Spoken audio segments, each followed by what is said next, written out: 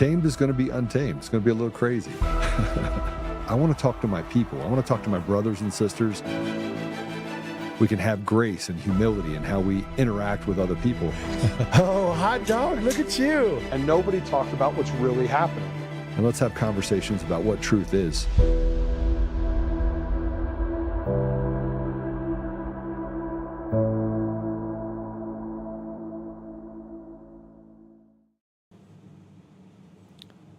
Hi, everyone. Good afternoon.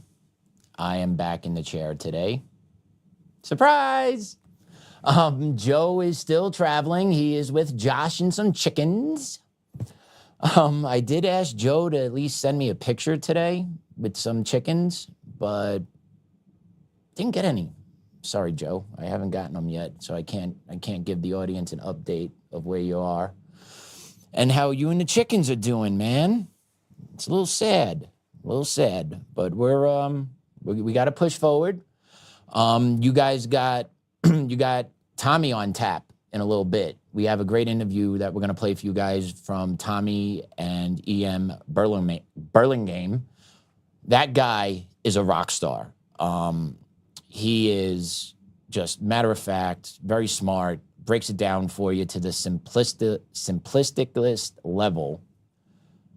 Just amazing guy. So insightful, gives great insight. Their topic today is about managing online anxiety, right? We all use social media, but it's a balancing act, right? It's a balancing act, not to get lost in the algorithm, right? Not to get lost in the echo chamber and then go down the rabbit holes and then let it deteriorate into your mental health, right? Like that's a legit problem, right? But as adults, as 18 plus year olds, we need to be aware of this. We need to be aware of this and not blame it. We need to know that this is a byproduct and this is a possibility that can happen if you use social media, right? Like it's a byproduct. This can happen. And if it is happening, Tommy and EM talk about ways how you could pull yourself out of that. It's actually quite fascinating. Very hard-hitting, very truth-telling. I wouldn't expect anything less from those two. If you guys have been watching Tommy's show, Tommy's great. If you've been watching us with EM, he's great. Just putting those two together, that's going to be a rock star interview that you guys will see in just a little bit. So what I'm going to do today is we got some news we're going to cover. We got some things that are going on in the world today, you know. One thing that occurred 2 days ago, we didn't cover it yesterday, but we're going to mention it. We're going to cover it today. Is that horrific tractor-trailer accident out in California? Just absolutely horrific. 3 people lost their lives. I believe 4 others are critically injured still. But was that a preventable tragedy? All fingers are pointing, yeah.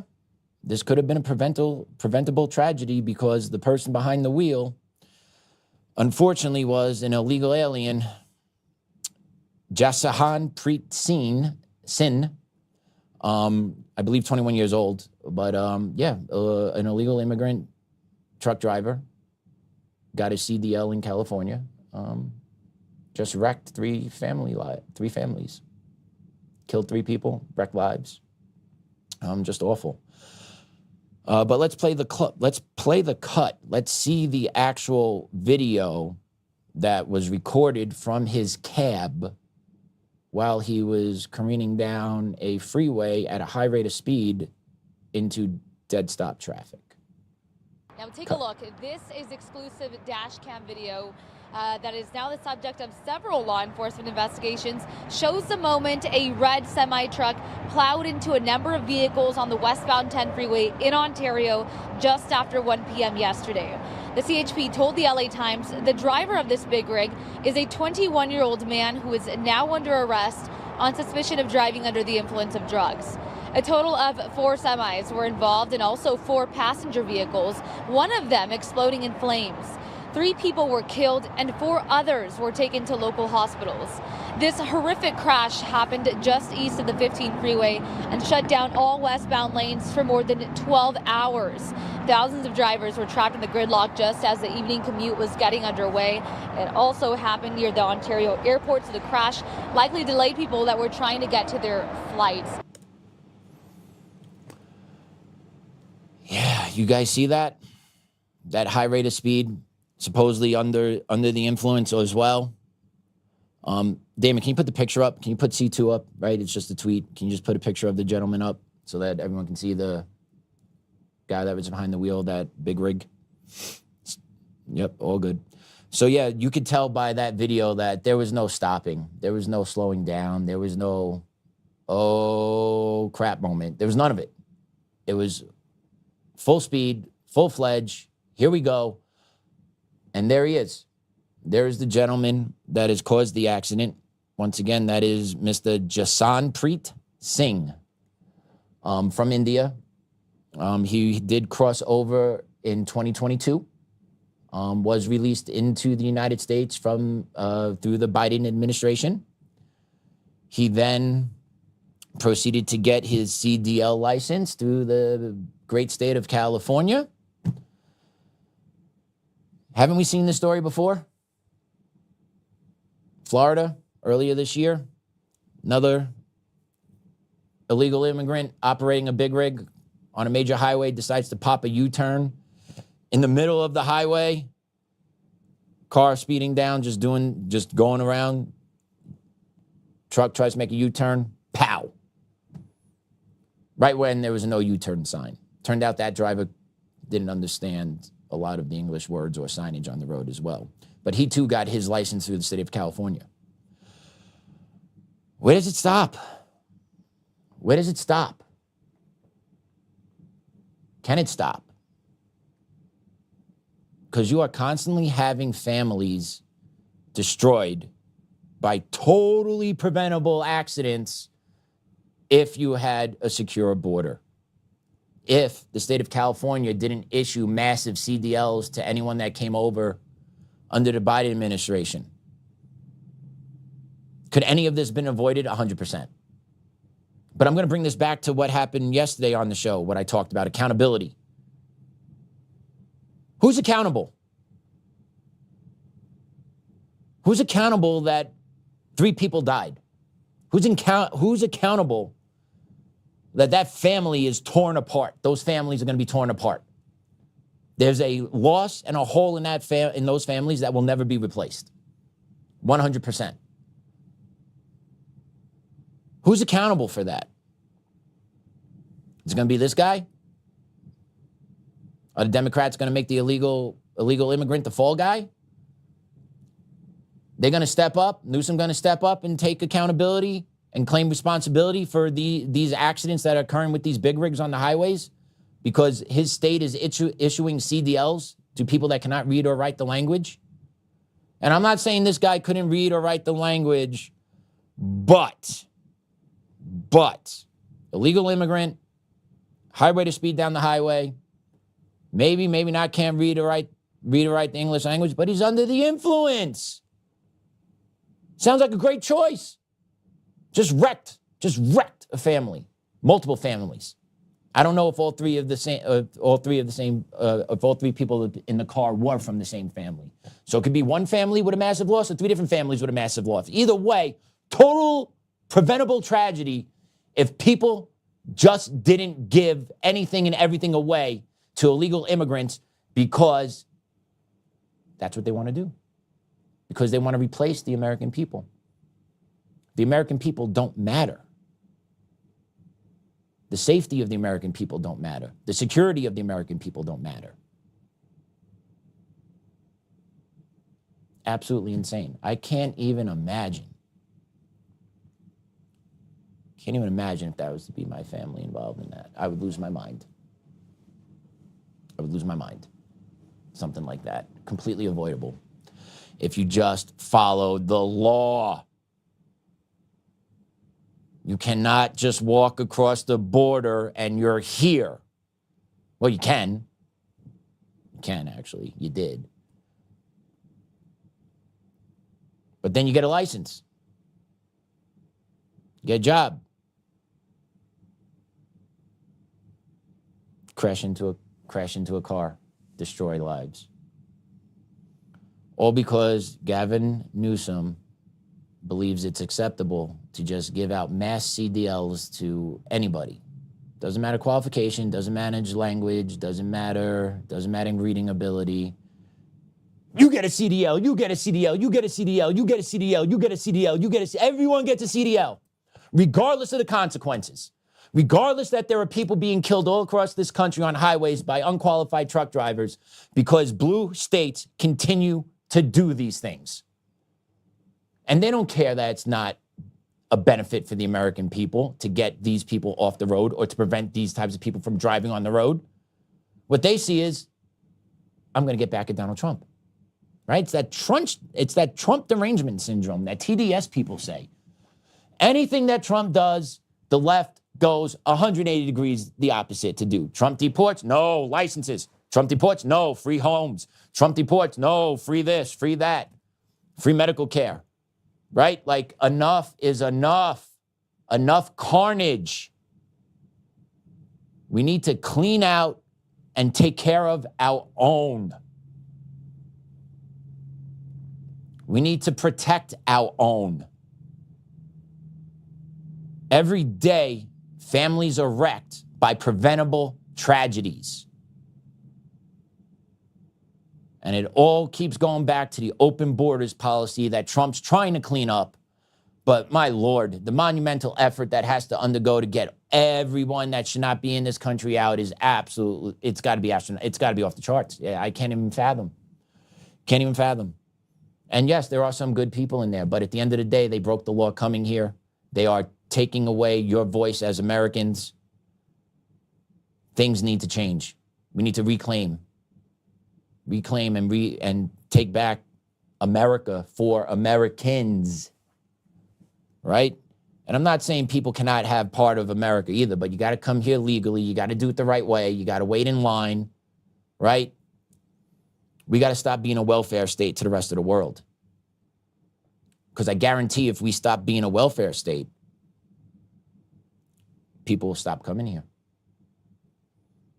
Or the people that will come here will be the ones that truly want to work and make a better life for themselves. And don't tell me everyone coming here wants that, because that's not the truth. That is 100% not the truth. They're coming here for the handouts. They're coming here for the free housing, right? Trump's cut that off now, but they're still within the borders, right? They're still within the country. So Trump's got to do what he's got to do. And he's still got to double down, triple down on ICE enforcements. Federal government needs to protect our ICE agents. So those that are hindering, assaulting, doxing our federal agents need to be held accountable. Plain and simple. Cuff them up, throw them in there. Enough of this. Okay? The difference between Republicans and Democrats, and this is the truth, the difference between Republicans and Democrats play to win. Republicans don't play to win. They don't. Trump's not playing to win right now, I don't believe. The Democrats play to win. They play hard, they play dirty, and they play to win the game. We need to counter their lead. Because if we don't play to win the game, we will ultimately lose everything. And that's the reality of what we're in. Okay? Enough of American families being torn apart over stuff like this. Enough of Democrats shutting down the government, protecting illegal immigrants. Enough. The American people have had it. You're shutting down the government because you want medical coverage for illegal aliens. Yo, they get it anyway. Please tell me whatever hospital somebody goes to that the hospital will say, I am not caring for you. Please show me. Please, has anyone seen any videos of that anywhere? That has never happened. I guarantee it. And they continue with the lie. Continue with pissing on my leg and telling me it's raining. Over and over and over again. No. If someone is sick, someone is in medical need in this country, no hospital is turning them away from care. Period. End of story. Enough with the lies. Enough with the funding. Enough with shutting down the government. Enough protecting people that are not Americans, citizens. Enough. Enough. Whew, sorry. There was some frustration that came out there, everyone. Apologize for that. It's just tiring. I can't even imagine the pain that families go through when your family member is lost, but then something else happens that you know that this tragedy could have been prevented, and it wasn't. I can't imagine that devastation. Can't imagine it. Just like with the judges letting off criminal offenders, and then they're going back out and murdering other people, destroying families. I can't imagine that pain. I hope to God I never feel that pain. I hope to God no one I know feels that pain. I don't want anyone to feel that pain. But it's got to stop. It's got to stop. America first. Americans only. America only, maybe. That's a slogan that maybe needs to be taken up a little bit. America first implies other interests are still going to get fed. That may need to be taken away. America only might be the way to be. Just food for thought. Just food for thought. Oof. Another news today that came out actually this morning. Cash Money Kardashian Patel had a press conference. Apparently there was a big bust that he was a part of. Let's roll cut 3. Individuals such as Chauncey Billups, Damon Jones, and Terry Rozier were taken into custody today. Former, current NBA players and coaches. What you don't know is that this is an illegal gambling operation and sports rigging operation that spanned the course of years. The FBI led a coordinated takedown across 11 states to arrest over 30 individuals today responsible for this case, which is very much ongoing. Not only did we crack into the fraud that these perpetrators committed on the grand stage of the NBA, but we also entered and executed a system of justice against La Casa Nostra to include the Bonanno, Gambino, Genovese, and Lucchese crime families. So sports gambling ring tied to, you heard it, the mafia. The mafia Italian crime family infiltrated the NBA with players. Chauncey Billups, a legend out here in Colorado, is now in cuffs. I just don't get these athletes getting involved, coaches getting involved with shaving points, covering spreads, missing shots, grabbing rebounds to make a quick buck. You're rich. I don't understand this. This goes to the moral rot of our society. You have wealthy, talented individuals making boatloads of money, and it's still not good enough for them. Still not good enough for them. That they have to go out there and throw games, shave points, play bad. They're not playing any better. They throw games, they play worse, bad shots. And a coach, Chauncey Billups, absolute shame. Absolute shame. What a fall for grace from that guy. Absolute shame getting wrapped up in all this. So sad. So sad. But this is what happens. This is what happens. The devil's out there in all facets. If there's a way to make money, the devil's involved, right? The devil's involved. Now it's up to you as a person to make sure you're doing it on the up and up. These guys are making millions of dollars playing hoops, coaching games, reffing games, whoever else is involved right there, living a good life. So what's that other temptation in your ear? I don't get it. What's the other temptation? Oh, you can make another 200K, another 300K? You're a millionaire. Well, I'm not a millionaire. Maybe I don't understand. But it's a shame. NBA totally rigged. NFL chattered for them for years, rigging games. Right? I wouldn't be surprised.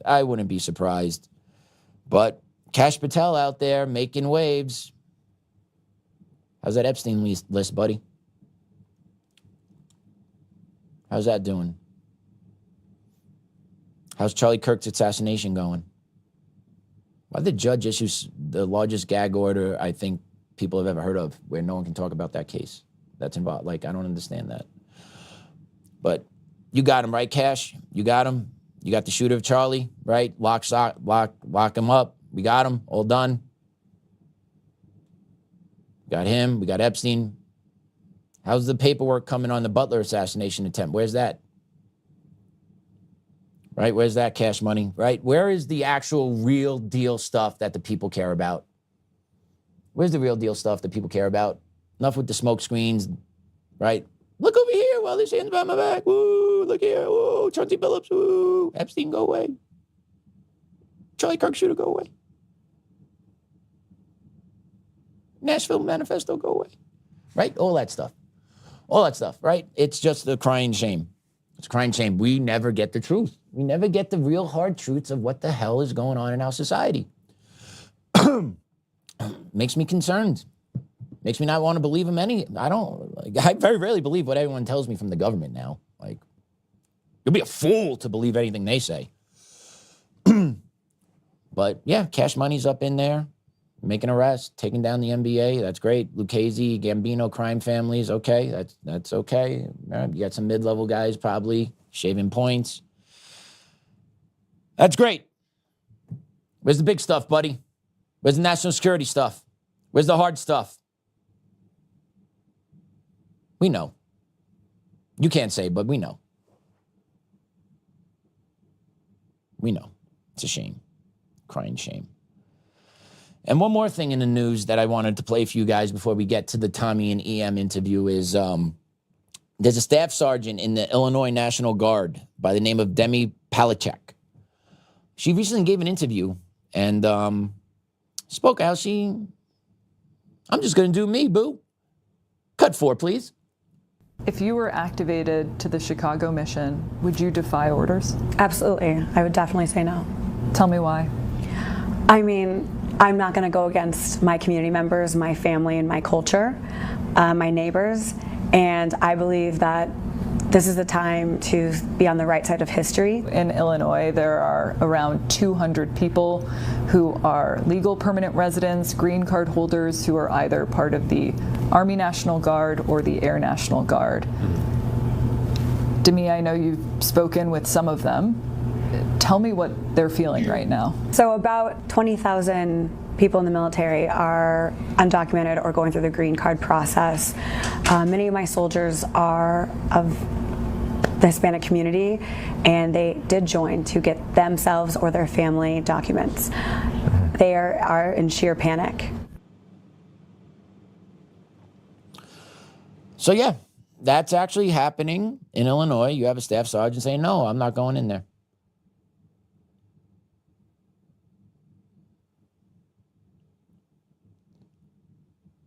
Can you imagine the cojones that takes? Like, for real? You're going to defy? You're part of the National Guard. You're saying, no, boo, I'm not going in there. I'm not going in there. That's my community. I'm not going in there. Your community is infested with criminal, illegal migrants that are being removed. That is your job. Now, if you're not going to perform your job, cuff her up, throw her away. Okay, what happens when you defy a presidential order?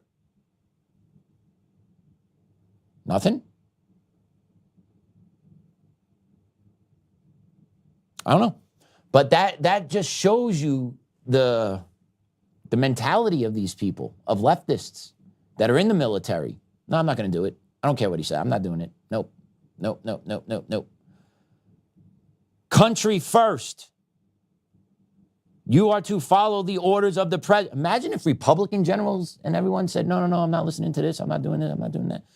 Dude, they would be court-martialed and strung up so quick, because Democrats play to win the game. Republicans don't play to win. They talk a good game. They push right up to the line, but that final push for game on, to go for the dub, to go win, they don't do. The Democrats do it all the time, right? President Trump, DEI, right? Executive board, all signed, right? It's still going on in all these school systems throughout the country. What are you doing about it, sir? Nothing. Why don't you pull their funding? Pull the federal funding. It's not that hard. Play hardball with them. But you don't. You just give us the crumbs. You give us the crumbs to make us happy, to appease us, to keep us enough in line that we won't push back. Well, if you're going to play that game, President Trump, we are going to lose this country. Play this game, we're going to lose this country. Why aren't you doing this, sir? Simple question. Why aren't you holding these people accountable? Why aren't you flexing on them? Play to win the game. This is a different Trump than there was his first presidency, I believe. I just feel it. I believe it's a different Trump. I think we might have got taken. I'm concerned we got taken. It's definitely a different Trump. Sad. Sad and it's tough. He's got a little more than 3 years to turn it around. Got midterms in 13 months, 12 months and 2 weeks, whatever it is. But he's got to start playing to win. These executive orders mean nothing unless you enforce them. If people are defying them, you make them comply. Democrats do it all the time.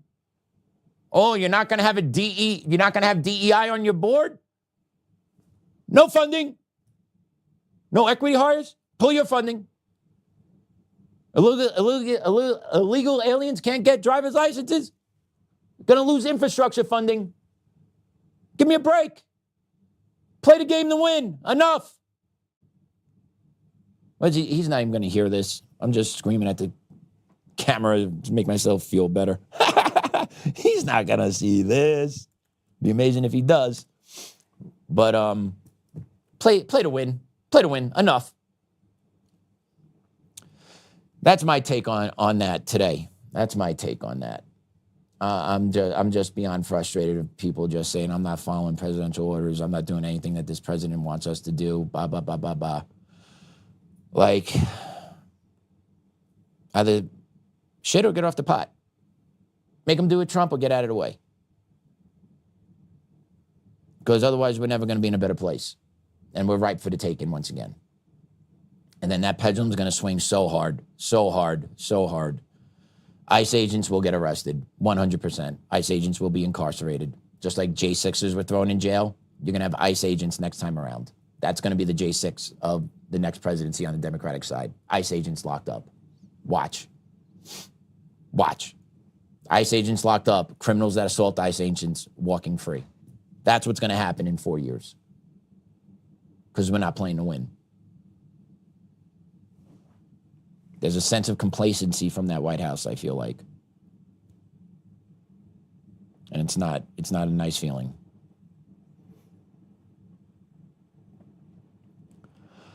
Whew. All right. Sorry, guys. Well, I'm going to throw you to Tommy and EM's interview about social media and escaping from it to give yourself a mental break. And I'll catch you back on the other side of that interview, all right? So enjoy it, and I'll catch you in a little bit. See you soon.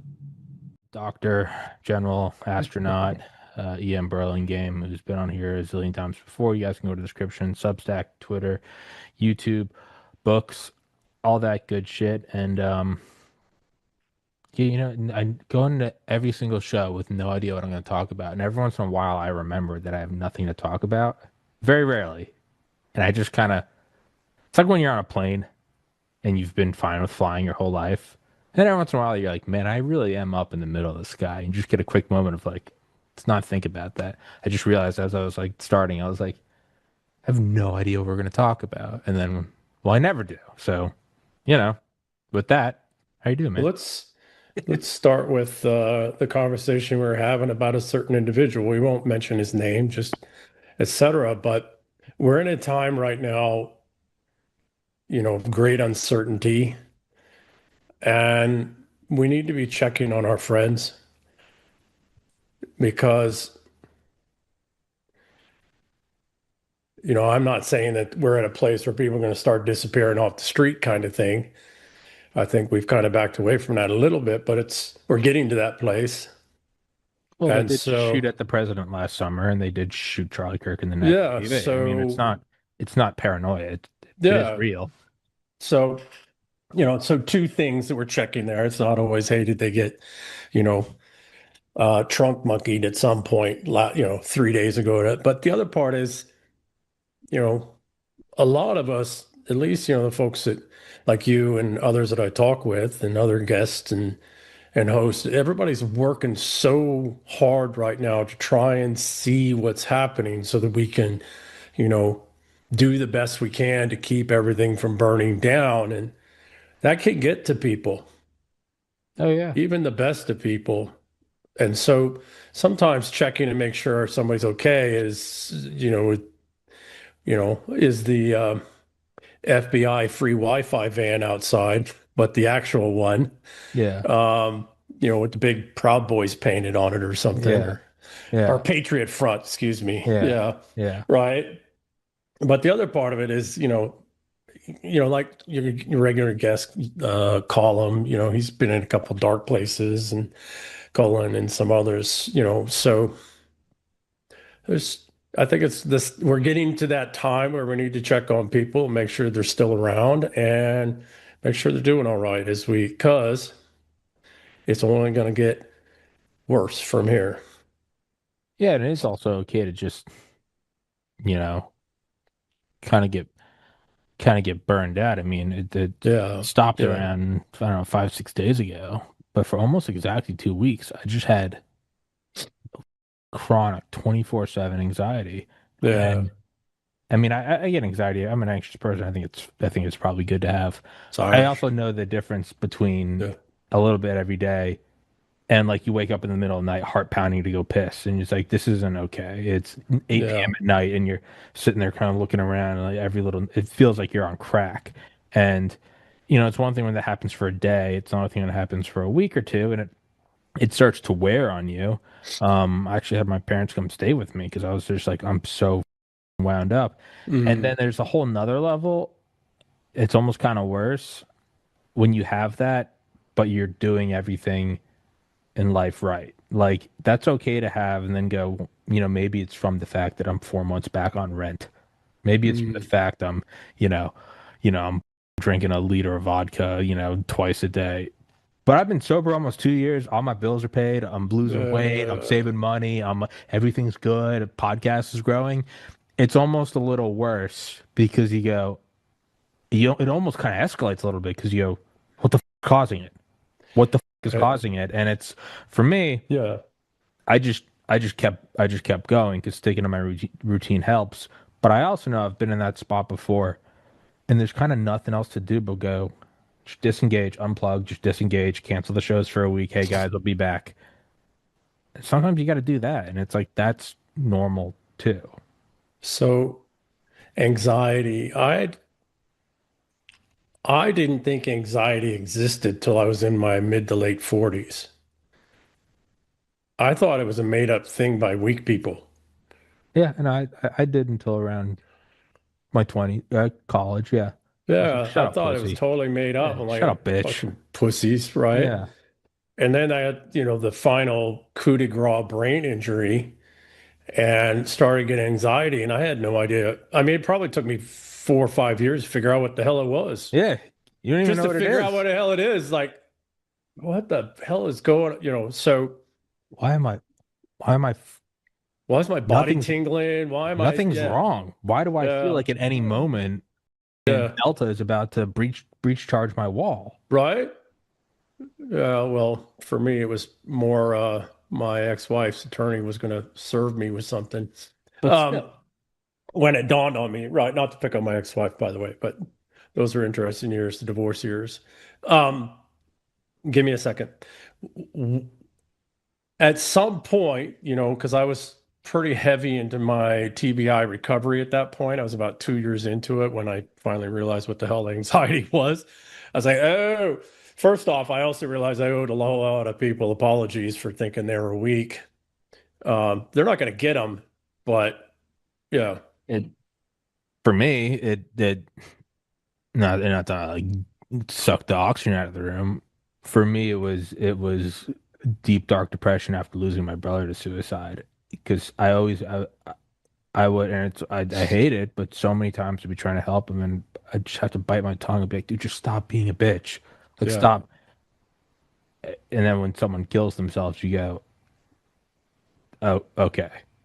And Yeah. so, yeah, I mean, yeah. Did your brother play sports? No. Contact sports? No. Did he fall on his? Okay, Actually, no. He was the only one of us that didn't. So generally, chronic depression like that is inflammation in the brain, and it's usually from leaky gut or some form of brain injury, whether it's acquired or traumatic, right? So toxicity induced or physical blow induced. And you don't have to be unconscious. You don't have to have any, you're just repetitive blows. And it can take some years for them to show up. In fact, it can take up to 20 years or so for the real full. But let's get it back to anxiety, not to revisit the loss. No, But I don't care. back I'm to saying anxiety. is, yeah, you have a thing where you go, okay, Yeah, that all right, aha got moment. it, noted. Yeah. Okay. Yeah. So I was, when the corner started to turn on my brain starting to get healed substantively, I had serious damage here in the right lobe. I had serious damage in the back of the left, a hole in the top of the right, or the top of the left, and as the blood flow, and it's not necessarily physical holes, but it's reduced blood flow, all that kind of stuff, right? Functionality, synaptic firing. Okay, anyways. When I started to get fairly healthy, functional, let's get that, where I could start putting sentences together again and could remember things for more than a picosecond, I started to get really serious anxiety. So I started to do some studies. And at the same time, I was getting into Dr. Ian McGilchrist's articulations of split brain, right? So the divided brain. And what we worked out, in the foundation of helping people, and then through my own experience, and then talking with, the doctors at National Foundation for Integrative Medicine that I'm with, was that anxiety is not tied to, same with post-traumatic stress, because that's what it is. It's like full-blown anxiety. It's not, so it's the two hemispheres physically conflicting with one another in the attempt to communicate with one another. So it's two energetic bioelectric fields conflicting with one another. Well, when you walk through, a strong electromagnetic field or a strong electromagnetic field, your body feels anxiety. You could feel it through your whole body when you walk through a strong EMF field.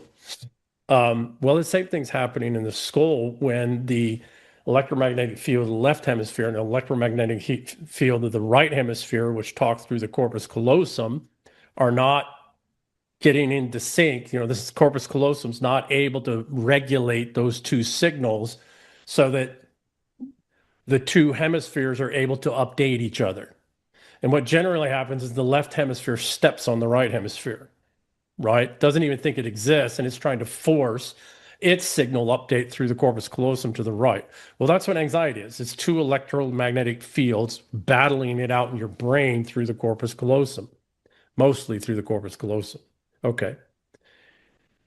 The trick that I learned, not the trick, but the method I learned to deal with it is I had to accept first off that it was a physical thing going on, not a neuroemotive, neuropsychological, it wasn't a narrative thing. It had nothing to do with what my brain was furiously trying to attach the anxiety to, the little story.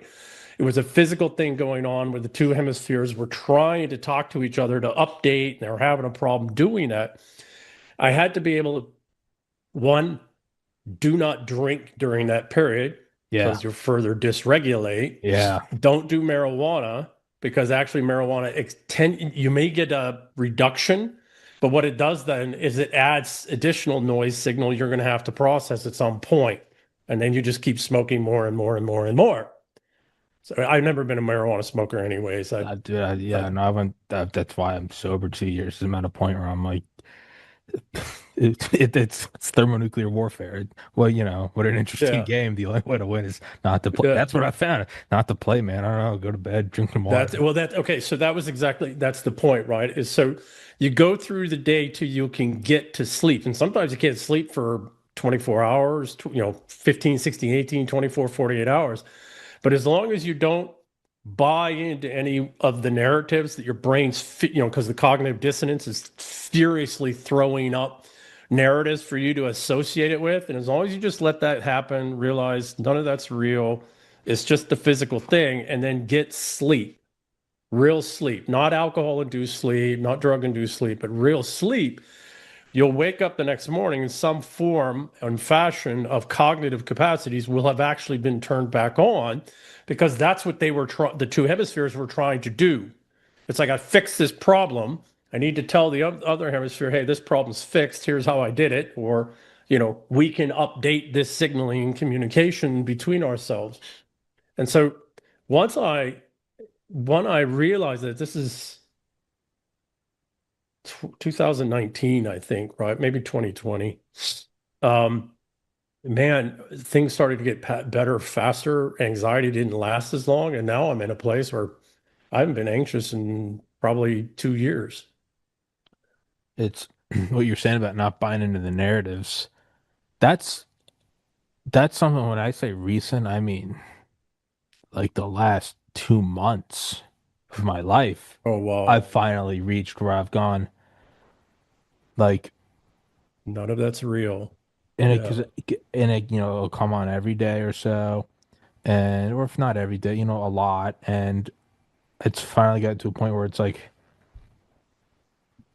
I get this feeling of like I'm letting everyone down. Who's everyone? It doesn't matter.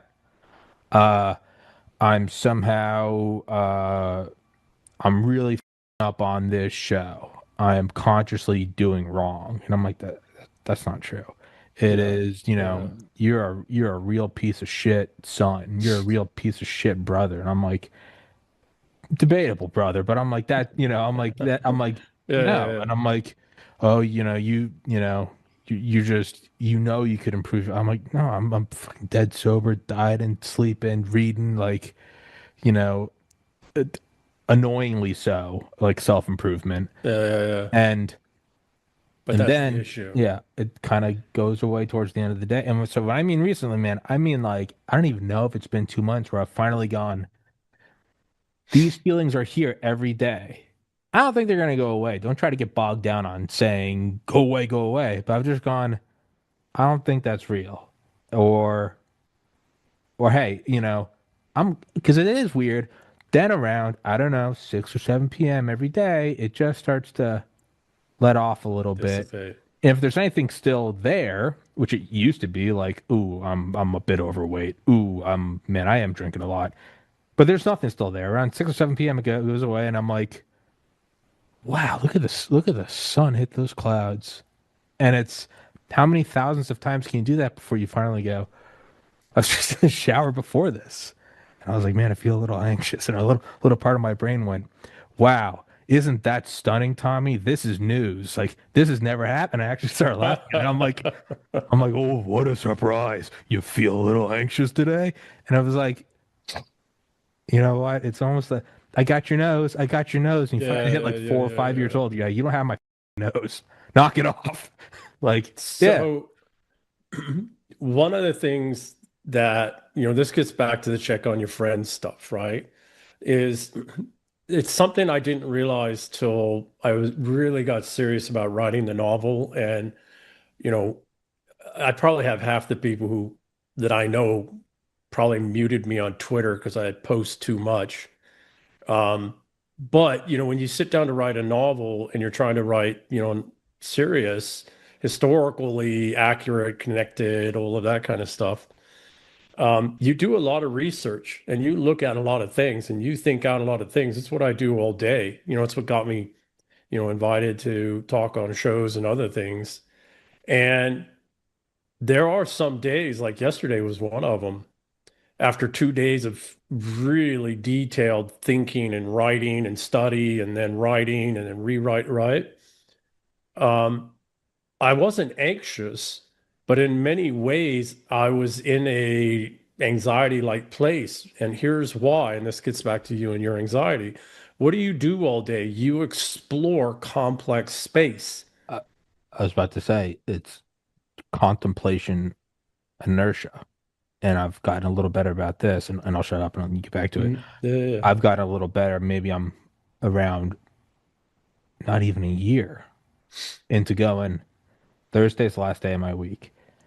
You're going to finish the shows today, and you're going to probably pace around your apartment and going, and on every Thursday, I cancel my Monday shows because I go, I need a lot of time off. Yeah. And then I take 2 days of not.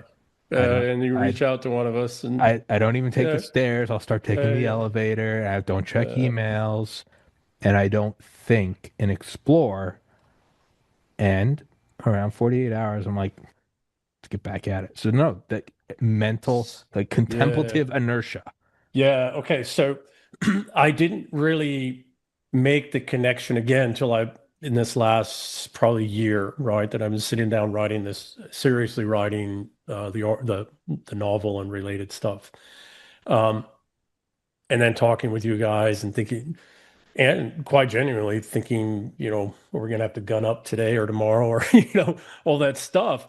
But point I'm getting at is that we are putting and it's not just us, it's much of humanity, because we're just getting overwhelmed with things, right? They're just bombarding us all the time.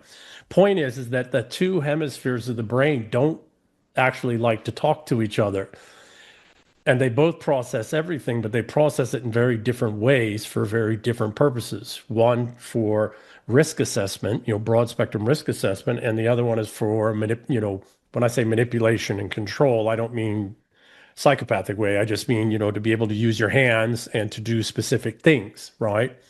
And so the two hemispheres of our brain, as we're intentionally working out complex space, need to have some time to signal rectify between the two of them to get back onto a common picture. And that takes time. Because again, the corpus callosum is 90+% inhibitory neurons. Its sole job is to limit the amount of communication between the two hemispheres to only those things that are truly important. Well, when you're doing model map updates, substantive model map updates, particularly in the right hemisphere, because that's broader spectrum stuff, and the left hemisphere doesn't think the right hemisphere exists, that's been done in split brain studies and et cetera, you're going to have a lot of anxiety as those two electromagnetic fields clash, because the right hemisphere is trying to update the details, the lists, the tables, the descriptors, et cetera, that the left hemisphere maintains. And it's having a hard time doing it because the bitch of the left hemisphere is yelling and screaming at you. And so one of the things, one of the ways to deal with it is, rather than meditating, and I learned this when I was very young, because I've been this contemplative person, the study person my whole life since I was a little kid. One of the ways I learned how to deal with it, and why I probably didn't have anxiety till the hard physical brain injuries, and also probably why the brain injuries got so bad, because I didn't realize I had severe brain injuries, so I didn't go get checked. Aside from the military that checks you, but doesn't really give a damn, so their checks are like jokes. I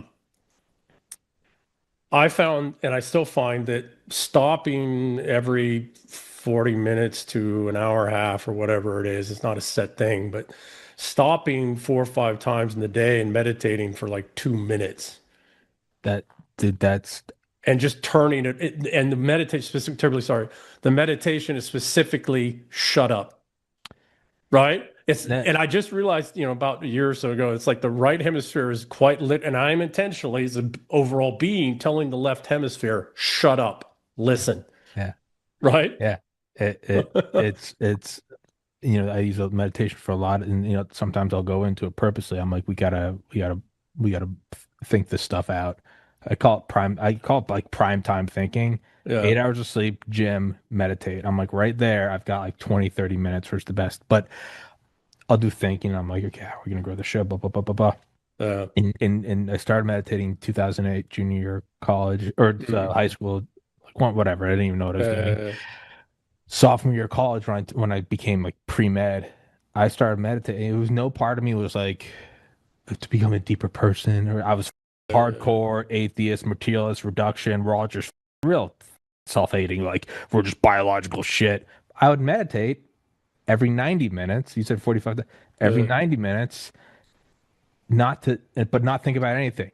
And I would do it for 20 minutes. And the only reason I did it was so I could get back to studying. And that's how I did 12-hour bits. Is people go, how do you I'm like, you have to stop. And you can try not, and you can try it. Go with that meditation.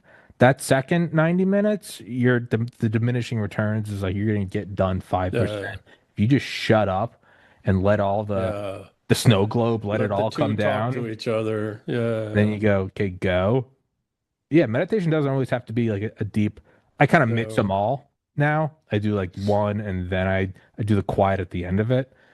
But it doesn't all have to be this deep. Find out, it can. You can use it as a medication. You can use it as like a, as an EpiPen. Use it tactically. It's why I do it before the shows.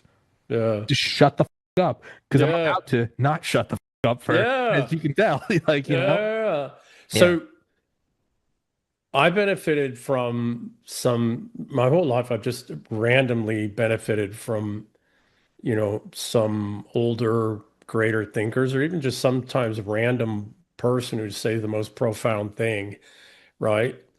I've always believed that you need to try and live your life as a meditation. And when I say meditation, it could also be prayer for, the religious types.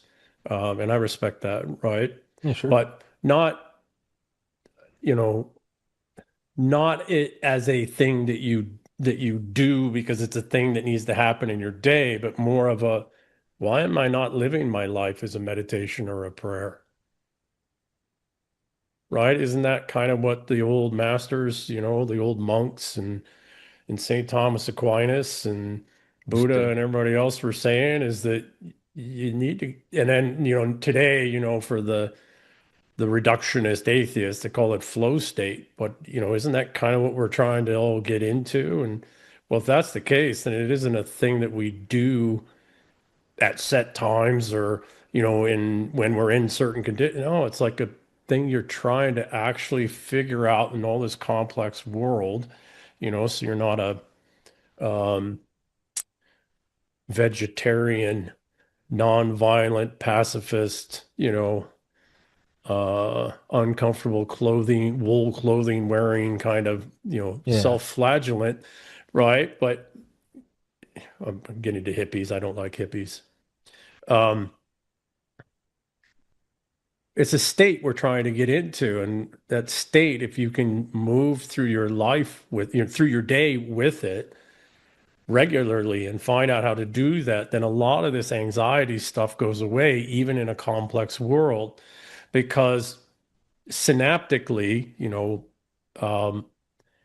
your system and neurologically, your whole system, right? You got two brains, the enteric brain, and you got the cranial brain, and then your nervous system. If you're finding ways to move through anything as a meditation or a prayer, your system automatically will find a picosecond here, a nanosecond there, a millisecond here to calm. And then those, what is anxiety at the physical level? Well, it's electric potential, right? It's this electrostatic buildup. That's not quite exactly right, but it's the way for people to, and it's building up to a potential, and then it's got a release, right? And you're feeling this energetic humming in your body, basically. It's still really just the two hemispheres of the brain trying to rectify their two views of the world and needing a little space and a little freedom and a little time. And, I wonder if the ancients, before all this technology and communications and constant ever connectedness, I wonder if the ancients actually ever felt anxiety, or if they were just moving through the world I don't think as the world happened, right? Yeah, I don't think they. I don't think, and I'm not going to romanticize 200,000. Yeah, no, no, Some no, people yeah, do. yeah. They're like, There's that was when it's like, that's also when you were getting like eaten and raped by a saber-toothed tiger. Like, yeah, yeah, I'm like, but no, there's a lot to that. I mean, there's my parents' place years ago. There's no cell, nothing, yeah, like, yeah. and like an hour out, and it would you'd just go into a black hole for a couple days, and you'd finally around the halfway through the second day, you'd give up on your phone because there's nothing even on here I can look at, nothing's updating, and there is, you start to kind of harmonize with, you just go outside and it's just the only thing you hear is kind of like leaves, and like you look at the lake and the sun goes down Yeah. and the Temperature fluctuations on your stars come body. out, and it just Yeah. starts to get, even just hearing like a wolf or like a loon kind of howling at night. There is something. There's I always imagine, I'm like, I think that's kind of what death is. I think you probably go back to just like that feeling of like ashes to ashes, and it's like, well, and for a lot of my life I was like, I just wish I could be there all the time. And what I've realized is like, no, I like being in the game is anxiety inducing. It's fun as it's real, Yeah, and yeah. it's also like, I think you get to go back to that. It's like, dude, I think Ramdas said it. He's like, hey, if you want after this lazy, you can go just be wind on a mountain for 10,000 years if you want. He's like, but right now you're here, so get as much as you want. And I feel that sometimes. I'm like, part of me knows. I'm like, I can go back to this. I can go back to just, a creek on a mountain in the middle of the winter with no one around to witness it. Like, you can go back and be that. After a while, I think you can. But it's like right now, we're in this crazy video game and you can affect it. There's real world. You can affect it and you can with it. And it's, you know, you want peace, but sometimes it is also just like insane, and it is, Well, you know, I think that you can have both. yeah, It's just that, again, living your life and your day, even the fight, even the battle is a meditation or a prayer, yeah, allows you those moments, those in between gaps, those little shikaku, as the Japanese say, the little entryways, right? Um, it gives you, if you get it into your frame of mind, okay, I'm going to move through this, flow state, whatever you want to call it, right? Prayer, flow state, meditation. It's all the same stuff. But if you can move through the whole day that way, you wind up having that little moment on the mountaintop 3, 4 times in a day. You have the little loon in the yeah. right. But if we don't get into that place, then that doesn't happen, right? And it is only the chaos and the conflict and the fight. And yes, we've got all this anxiety or tension, and somehow the two hemispheres got to talk to each other at some point, and it's a major update. And so now we're going to be anxious for 6 hours of the day, or whatever it is, right? Or pace around. And but if we can get into this kind of, all right, I'm in it, I'm committed, right? I'm here, I'm gonna play, I'm at the party, so I'm going to party, or I'm in the gun, I'm at a gunfight, so I'm going to gunfight, but I'm not going to take it too serious. I'm not going to be all rigid and structured and industrial era kind of, mindset. It's like there's a lot of seconds in a day. There's a lot of picoseconds and nanoseconds and milliseconds, and electromagnetically things happen in femtoscales, Yeah, right? at attoseconds, yeah. Right? It's like, so why am I missing all of those opportunities to rest and relax and chill, or let the two hemispheres, update, right? Sometimes I think of like, there's different kinds of unconscious. I think the one most people know is the highway, Mhm. where all of a sudden you go, how the fuck did I get here? you know? And it's Yeah. like, you know, that one's nice. It's not necessarily peace. It's not really bad, but it as an abstract idea. I think another one, it's a little harder to attain is like, and I'll get it in like video games, playing with like Stoli or like, you know, like Helldivers or Yeah. something, where you're just in these gunfights and you're chatting on Discord and you're running around and like all of a sudden you'll and as the levels get harder, all of a sudden you'll kind of note like a mission finishes and I if one of my say it's once he's like it's kind of odd like no communication but everyone goes nonverbal the last 3 minutes and it's like yeah and you're just like you're a lead farmer you're not wasting shots you're like I mean you got to start going for the head so you can't do center mass and it's like even there it's like obviously it's a game shit's blowing up and everything but like what does it feel like subjectively zen you're just there you're the So you're just you're there and it's there's no you can't there's no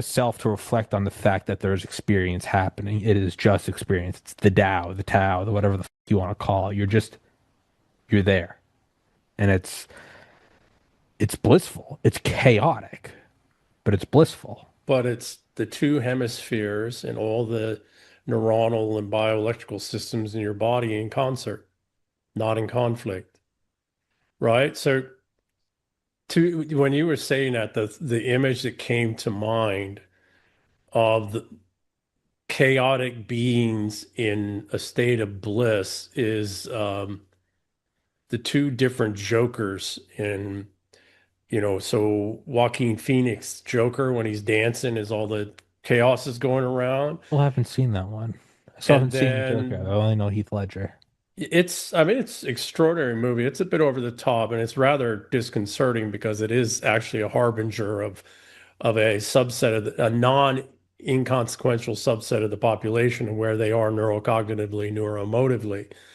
And that movie connected so well is a bit spooky.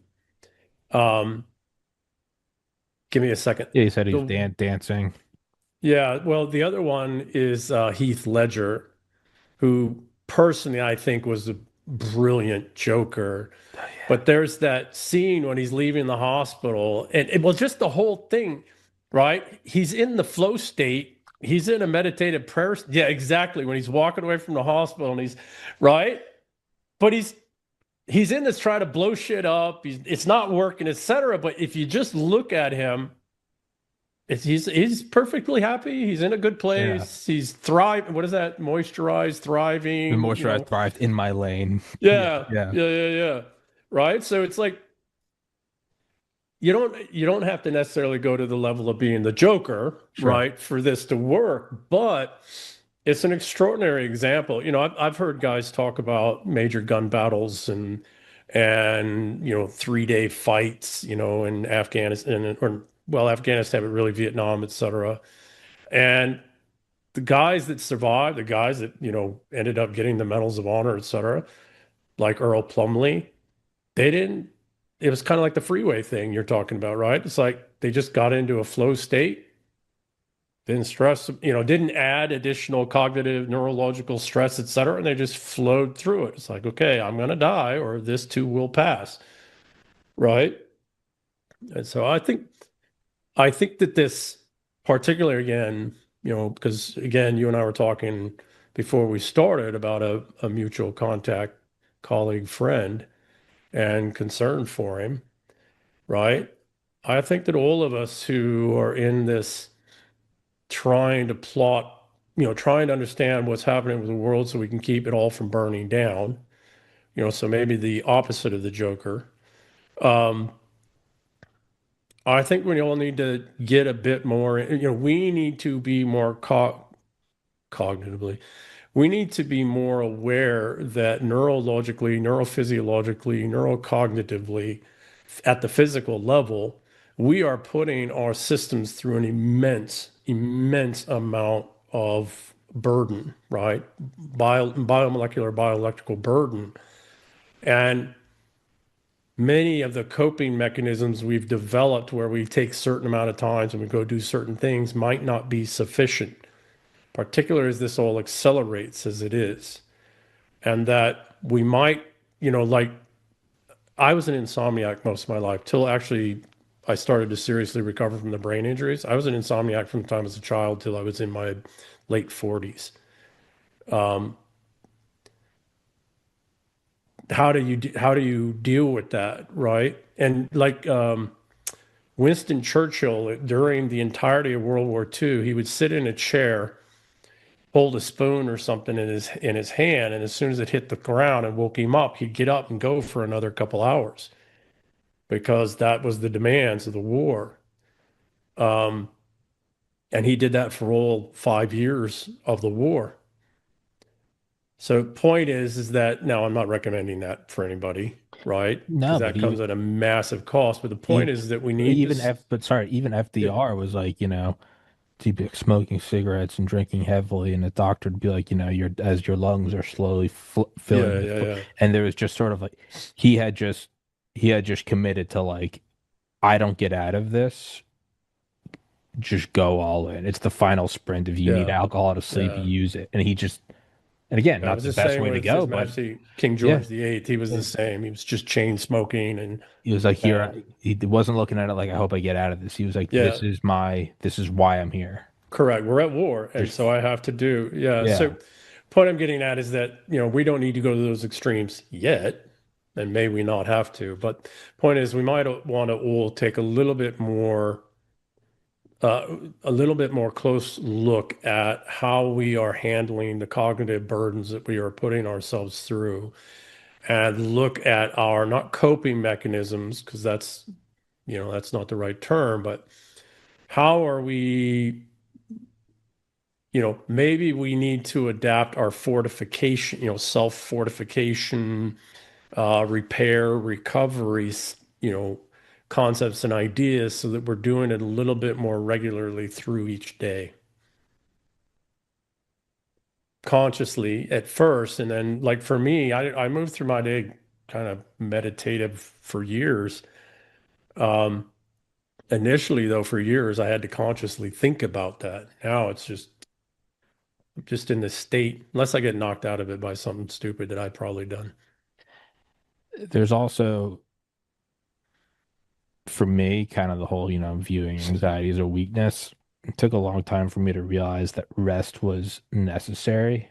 Absolutely. I know that sounds silly, but I mean, like, I stopped looking at it as like a drawback of my fleshly machine I'm in, and it would just, I looked at it more as like, you just have to stop and let it all regenerate. And like, I would always take 2 days off from the podcast, 2 days off from the gym, the same days. But I would, even when I'd get up, I'd still get up, make my bed, do all my morning routine. And I don't know, I've gotten kind of better about it mostly this year, of where, no, like I don't do, and the only thing I'll hold on to is if I need to, I'll do like but even then on the weekend, it's not 30 minutes. I'll do a quick 5-minute meditation. There you go. And that's it. But everything else, and I have to like force myself. You're not allowed to check emails. You're not allowed to schedule. Yeah. You're not allowed to do anything. And it's even the tiniest shit. Just like when I wake up every morning, I put ice in the ice or make ice trays. I don't even do that on the weekends. And just put it all, I don't listen to the hour of the audiobook. And this took years to get to the point where like remove it all. And I've stopped looking at it as like, okay, I caught my breath, now I can keep going. And now I look at it as, I mean, it's the yin and the yang. I'm like, I don't look at sleep as like, oh, you bitch. I'm like, no, I'm militant. I know I need exactly 7 hours and 20 minutes. And I know to get that, I need 8. And so I don't overthink it. I know I need 9. And to not overthink that, I get in bed with 10 hours. And I do that. I don't look at that as weakness. And I know it's working because for the first several years of the podcast, around day 2, my mindset was, okay, I can start doing podcasts again. Versus now, it's actually gone further where I go, it's not I can. A little part of me starts, I'm waiting to be like subbed in. I'm waiting to, basketball game, like blow the whistle, let me in. Like, Gotcha. it stops being like, I think I can do some shows, and it starts getting like a little hungry. I'm like, let's break this thing's neck, and it's like I'm amped to go, and that is relatively new for me. And it's again, it's just dropping. It's like how do you don't do that. You don't do it. So 40, I don't know, 45 years, 48 years of insomnia gave me immense numbers of hours to read because that's mostly what I did, because a lot of this was before the internet, Yeah. right? And even with the internet, it wasn't all of this immersive entertainment stuff that we got today. So it was going and looking up. So that's what I did. I mostly filled the extra hours with reading and thought. And it gave me extra years of my life. But it's only been since I started to sleep regularly and since recovery, really the anxiety stuff, when I realized that is when I realized you need to get regular sleep, right? Because that's what fixes that and makes sure it doesn't happen. Why? Because when you're asleep, when you're dreaming, what is that? That's literally the two hemispheres rectifying their picture of the world. That nothing you're seeing, visually matters, right? Maybe it does. I don't know. And your brain, that's when your brain essentially defrags your computer. It physically flushes all this shit out. It's when that happens too, but it's the two hemispheres get a chance in a quieter environment to go, okay, this is what I see. This is the updates that I've done. What do you see? What are the updates you've done? It's the two world leaders meeting in a skiff and not over news conferences. That's exactly right. They're over, some tea and some crumpets. Drop everything, drop the phones. Okay, what the do we have to do for this to stop? Exactly. Well, it's like, stop listening to that asshole. They don't know what they're talking about. And what do we do? Yeah. So your that's general exactly said, fuck that faggot. What do we need? Exactly. So what I've come to realize is that, I probably couldn't be an insomniac anymore. It gets about 8 o'clock at night and I'm like, I'm tired. Of course, I'll wake up at like 3 in the morning or 4 in the morning sometimes. It's like, okay, I'm awake. Let's get to work. But the point is, I wasn't able to actually put all of this extra years of study and reading everything I can get my hands on. Sometimes I had stacks of research papers in different subjects and used to annoy the hell out of my wife because I would just print off these, papers of all this random stuff and they'd be left around. I mean, there would be stacks around, but I didn't leave them alone. Anyways, point is that it wasn't until I started to get regular sleep that I was able to actually start putting all of these things together, piecing it together, right? And so I know people, somebody commented, I know very wealthy, successful people who rarely sleep. I mean, they sleep every night, but it's 2 to 4 hours and then they're up and they're working and it's like Trump, right? He's doing all hours of the day, et cetera. And, when I was an analyst for the partners, I would travel with them and some of those guys wouldn't sleep on the plane. They would work the whole time on the plane. They would work the whole day. Once we got there, they might sleep at night. They might not, because usually there's social things. That's where the real deals happen. But they were all operating within a structured system, a formal structured system, in that case, finance or military operations, or in Trump's case, the diplomatic political environment. None of them were able to do really deep cognitive thinking as to the deeper meanings of things. They were mostly reactive. It's why I call getting in med school easy. It's not, but it is. It's a system. You know exactly what you have to do. Now you got to get in the top 2 percentile. But you know what to do. You take this class. You can look 37 months ahead and know exactly what class you'll be in. Why is this more difficult? How do you make it? How do you monetize them? I don't know. You have to actually think, and thinking is a high cognitive. Thinking is an unbelievably metabolically expensive thing. It is more. I do maybe an hour podcast a day. It's legitimately more exhausting than 12 hours a weekend. All right, my friend. So I I think know, what we I was gonna figured say, out today is we figured out the world's problems today. well, maybe our own, Yeah. and maybe only today's problem.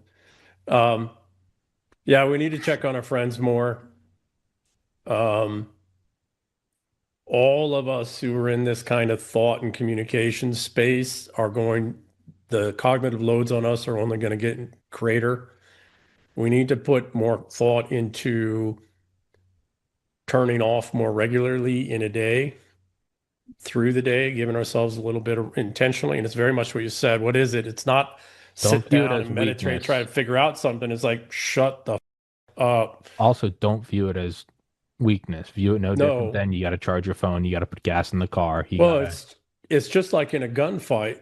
If you get a break in a gunfight, you check your weapons, you Yeah. reschedule, you reset, you rest, right? Especially if you're in a 2 or 3 day running gun battle, you rest as much as you can. You get as much because you don't know, it might be 3 hour nonstop, it might pop off at any minute. So, for people that are doing this heavy cognitive lifting right now, as the world is changing fundamentally everywhere at every level, you need to kind of think about this as the way guys, special operations guys and infantry guys, and primarily, but some others as well, how they deal with a 3 day, 5 day, 3 month gun battle or gunfight. And we need to start taking care of ourselves, accordingly. And I'll say this to close it. I didn't even think about it till you were saying, regardless of how crazy the finance guys are, they're still working within it. Just that's why I could probably 2-3 nights a week in college. Didn't get nearly enough sleep, but even that, it's because I was still just going through a checklist versus this. Yes. I can't do this. I can't do entrepreneurial. I can't do that on no sleep. And so the two hemispheres have to update for us to do what we're doing. And that means you have to turn it off for a minute here, 3 minutes there, right? But what I was going to say, and it didn't dawn on me till 2 minutes ago, in a place where you're lacking formal structure, create the formal structure where you can, which for me, 8 hours of sleep, go to the gym, meditate 30 minutes. I'd listen to the audiobook. I'd do all my shit. Make the structure where you can. Yeah. Because there's a large canvas where there is no structure, and you got to be ready for that. So that's what I'd say. But I know I got to let you bounce. So guys, description, Twitter, YouTube, Substack, blah, blah, blah, all that shit. And as always, brother, thank you so much. Take care, Tommy.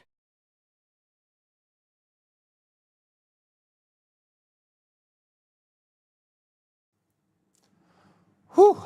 What an interview. Tommy and Em can go on and on and on.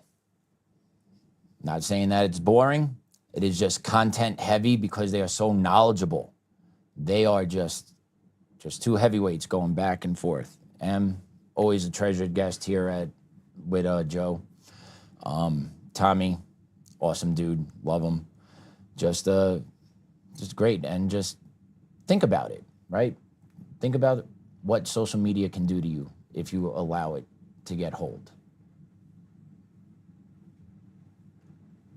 Right? Think what it can do to you. The spiraling that occurs, the deterioration that occurs. Check it. Go outside, get some sun, right? Sun is good. Nature's great, right? Get off the screens as I'm talking to you through a screen. The irony and all, right? Everything in moderation is the key. Everything is in moderation, right? Just keep that in mind going forward. But thank you guys for staying with us today during that interview. Joe's still traveling. We miss him. He'll be back shortly. Everything, I believe, is going all right with him and the chicks. Did I get my picture yet? I did not get my picture yet. All right, let's pray out, okay? Let's pray out. Dear Lord, thank you for another beautiful day above ground. Thank you for the air that we breathe. Thank you for the sun hitting our face. Thank you for the water that we drink. I know it's hard sometimes that we get wrapped up in all the negativity in the world and forget that you're here and basking in your presence and remembering revering your greatness. Oh, thank you, Lord, for truly giving us a beautiful life here on earth. Please continue to guide us. Please continue to help those that need it. Please continue to watch over all families. Please continue to watch over my family, my son, my wife. I love them very much. Please continue to protect them. Please, Lord, give me guidance on how I can raise my 3-year-old for a society that moral compass is, we don't have a north. So please, Lord, give me the guidance and the patience to teach this beautiful young living child how to be gracious, how to be patient, how to see the good in the bad, right? Lord, please keep feeding me. I need it. So please keep giving it to me. Dad, Grandma, Grandpa, continue to watch over us. I feel you sometimes. I know you're here. Just continue to watch over us. And Lord, thank you. Look forward to having another day with you and everyone here. Lord, keep that shining light burning bright inside all of us. I know it takes more, some than others, to let that light out, but keep pushing it through. It's always darkest before the dawn. Please, Lord, let people feel you and let people come to the light. And let's bring this society together so that we can all live in peace and harmony, because I think that's what we're all really looking for, at least us down here on the bottom rung. Amen. Thank you, Lord. In the name of the Father, Son. All right, guys. Have a great night. Check you tomorrow. Let's hear that song, baby.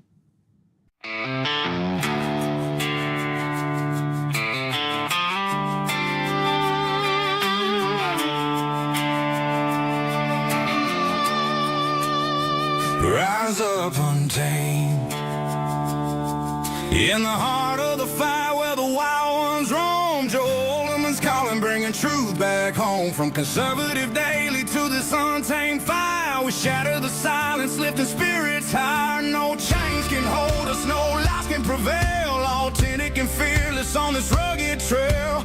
Patriots gather under stars and stripes. Untamed nation, igniting the night. Untamed nation, let the truth roll out in this land of the free. Standing proud from sea to shining sea, we won't back down. Catch the fire, wear the crown. Untamed nation, it's our battle song, motivating hearts where the brave belong. Yeah, untamed and wild, forever strong. Play it again all night long.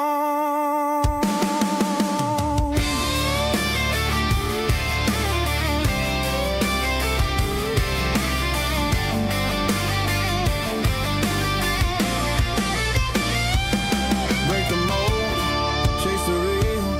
No more games, time to heal. Joe's voice leads the untamed crew. Truth matters through and through. Untamed nation, let the truth roll out in this land of the free. Standing proud from sea to shining sea, we won't back down. Catch the fire, wear the crown. Untamed nation, it's our battle song, motivating hearts where the brave